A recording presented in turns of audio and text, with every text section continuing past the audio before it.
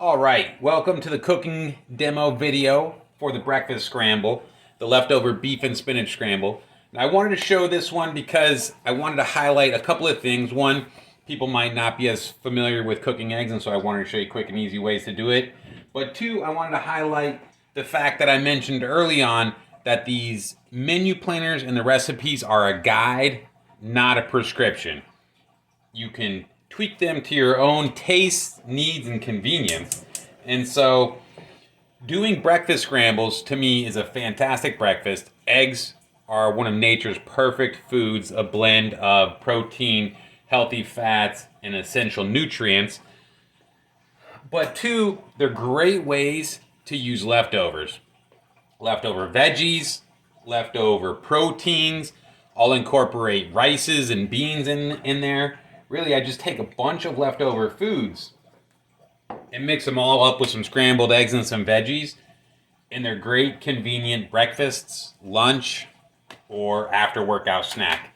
So, what I have here, starting off with a little bit of olive oil in the pan, I'm always cooking with olive oil, is our leftover taco meat. Even if it's leftover chicken, leftover shrimp, leftover sausage, I use all of them for my leftover scrambles. So, we only need a little bit of olive oil in there. We'll add a little bit later. I'm just going to dump all that in there. Set that to the side. Now, the recipe that is in the meal planner for you guys this week calls for the beef, mushrooms, and spinach. I want to show you two things. When we have our par boiled potatoes, they're great for either throwing directly in a breakfast scramble or making home fries with, which actually my kids like, where I'll take these leftover potatoes, chop them up, cook them off with a little bit of salt, pepper, garlic powder, paprika, onion powder, and they make a great home fry. But they also go great in our scrambles. And help just add a little of that complex carbohydrate, feed our microbiome, but also help us feel full. And then, as I said before, we got our cremini mushrooms here. Just brush them off a little bit to get some of that dirt off. Chop them up, slice them up, however you see fit.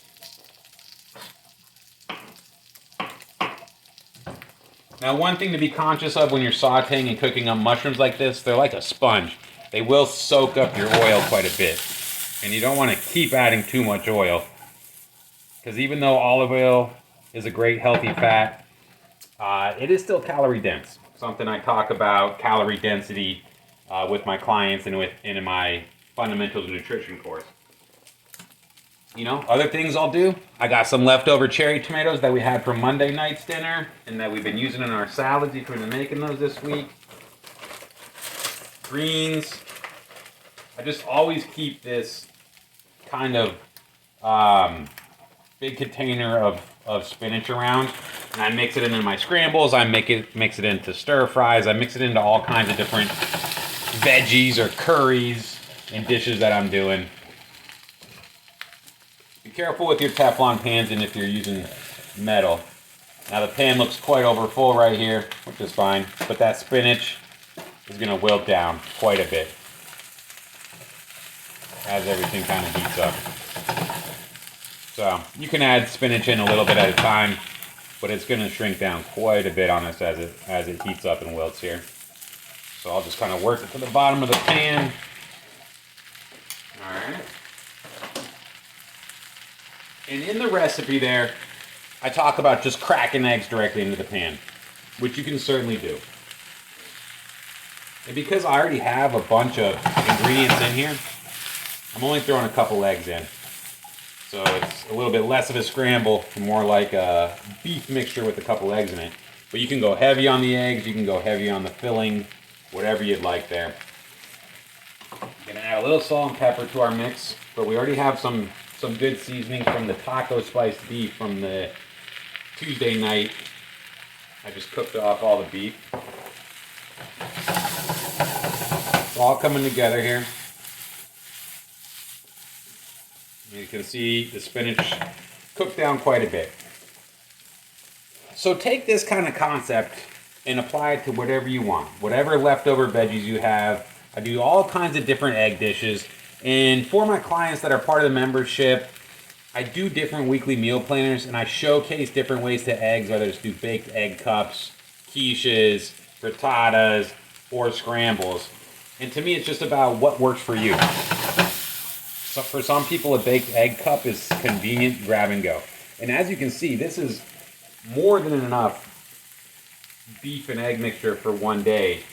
So you can cook all of your scramble or eggs and then reheat it the next day, no problem. If that's the way it saves you time. So I added just a little bit more oil right before I add my eggs to just make sure that it has a little bit of lubrication, if you will. Now, I typically will whip my eggs up in a bowl before I add it to the pan, but just kind of showing you guys, if you don't, it's fine. It saves a dish, it saves time. We crack it right into the pan and mix it around, and no harm done. You know, it might leave a little bit more white trace than if you whipped it up together before adding it to the pan. But look, I make a little well in the middle, whip my eggs around with my rubber spatula, mix it up, and we're good to go.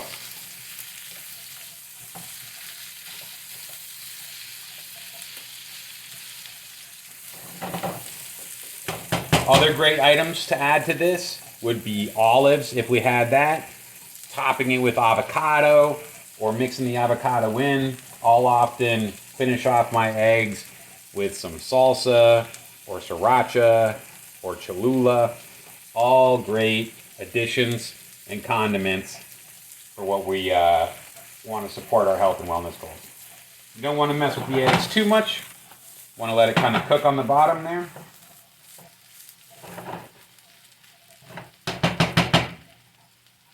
Scraping the side just a little bit. But as you can see, that was start to finish. That fast, we cooked up our eggs. It's enough for at least 3 meals, or 2 smaller meals, or 2 larger meals, or 4 even smaller meals. But that's it. Done deal right there. It's ready to go. Gonna turn off the heat and eat these. And like I said, you could eat half of this, save the other half for tomorrow's breakfast. And that's quick, easy, convenient, delicious.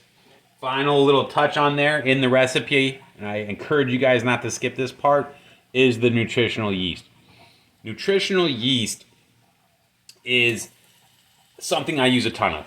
It's got a lot of protein, it's got B vitamins, which we can almost never get enough of, and it's got this nutty, cheesy flavor, which is a great healthy alternative to cheeses on your scrambles, on your taco bowls, and I use it in a lot. I actually have an Alfredo sauce recipe using nutritional yeast that I love. Now that I'm talking about it, I might make it in the next week because it is so good. So, I encourage you not to skip the nutritional yeast. That container costs a couple bucks, but it'll last you for a long time. Don't skip the scrambled eggs. I showed you, quick and easy. Enjoy. Happy eating, guys. See you on the next video.